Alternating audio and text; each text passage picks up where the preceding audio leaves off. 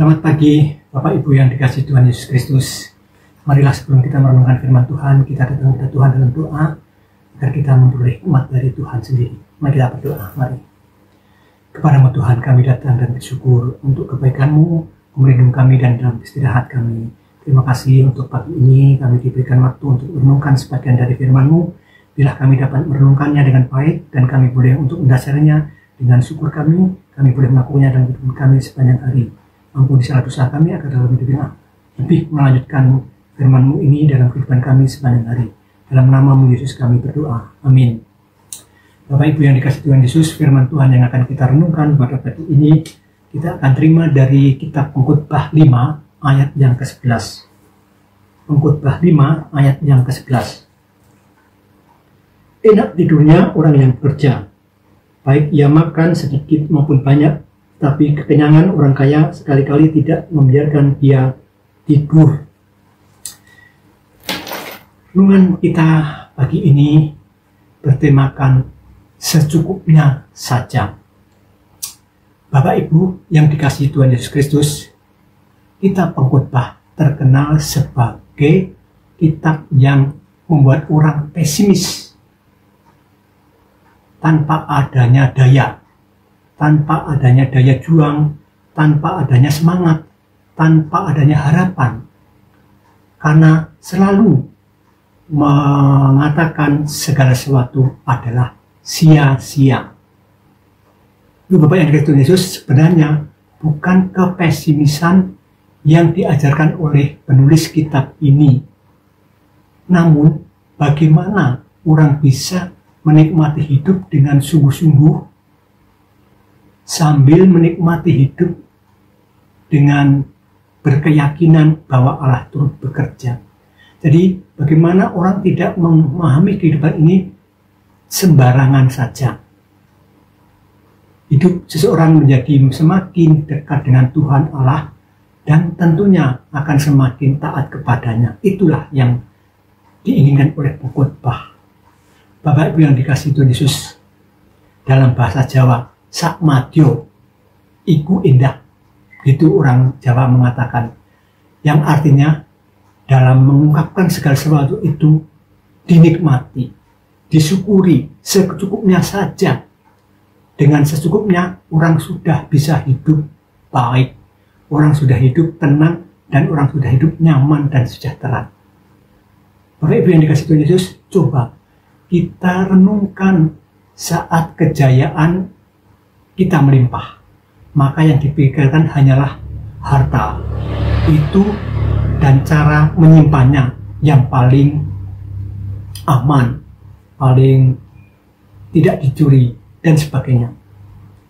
Harta yang banyak bisa dalam sekejap mata lenyap, mungkin diterjang badai, mungkin kena tsunami, mungkin ada gempa bumi, mungkin ada tanah longsor, bahkan mungkin kebakaran atau kebanjiran, dan juga dicuri orang. Ada banyak kemungkinan, bahkan harta yang melimpah bisa membuat orang tergoda untuk korupsi dalam jumlah yang besar pula. Hidup menjadi tidak nyaman, selalu dibayangi rasa takut dan khawatir. Bapak Ibu, lalu bagaimana dengan orang yang harus bekerja untuk memperoleh kekayaan? Saat orang bekerja terus tanpa memedulikan istirahat, ia tidak akan menikmati hasilnya karena sakit. Kerja yang berlebihan akhirnya sia-sia. Namun ketika bekerja dilakukan secukupnya, bekerja ia juga istirahat, maka kita akan merasakan kenikmatan. Ya nikmat kerja, ya nikmat tidurnya, ya nikmat pula saat kita menjalani dan menikmati hasilnya, itu hasil pekerjaan yang kita peroleh. Ibu Bapak yang dikasihi Tuhan Yesus Kristus, bagaimana dengan kita saat ini? Apakah pekerjaan yang kita kerjakan, kita lakukan saat ini sudah membuat hari-hari kita terasa nyaman, tentram, damai, atau malah Sebaliknya, justru dengan bekerja menjadikan hari-hari kita terasa buruk dan tidak baik. Bapak Ibu yang dikasihi Tuhan, jangan salah mengambil keputusan hanya karena tidak menjanjikan kenyamanan. Kita tidur, kita bekerja dalam waktu itu, sehingga kita akan merasa tidak nyaman dan tidak tenang. Jikalau kerja kita belum memberikan kenyamanan, mari kita merenungkan nasihat pengkhotbah ini, yaitu melakukan refleksi dalam kehidupan kita. Secukupnya saja di dalam melakukan segala yang telah kita miliki dan kerjakan dan diberkati oleh Tuhan. Amin. Kita berdoa. Terima kasih Tuhan, kami diingatkan bagaimana kami ini yang masih aktif bekerja maupun yang kami masih purna, yang sudah purna, namun kami diingatkan untuk tidak untuk mengalami ngongso dalam bahasa Jawanya. Tapi kami harus mengalami dan menikmati anugerah-Mu dengan rasa secukupnya.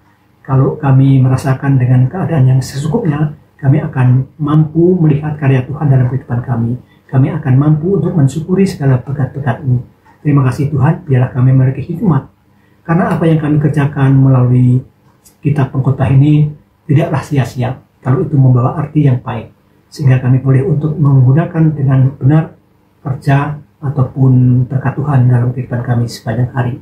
Ampuni dosa kami sepanjang kami bekerja tidak nyaman dan tenang, karena kami dikejar-kejar oleh keinginan kami yang tidak baik, keberdosaan kami. Ingatkan kami agar kami dapat memahami kehidupan ini dengan berkat-Mu yang selalu mengalir dalam keadaan baik dan cukup, sehingga kami boleh mensyukurinya. Ini doa kami, ampuni segala dosa kami sepanjang kami merenungkan firman-Mu pada saat ini. Dalam nama-Mu Yesus kami berdoa dan bersyukur. Amin.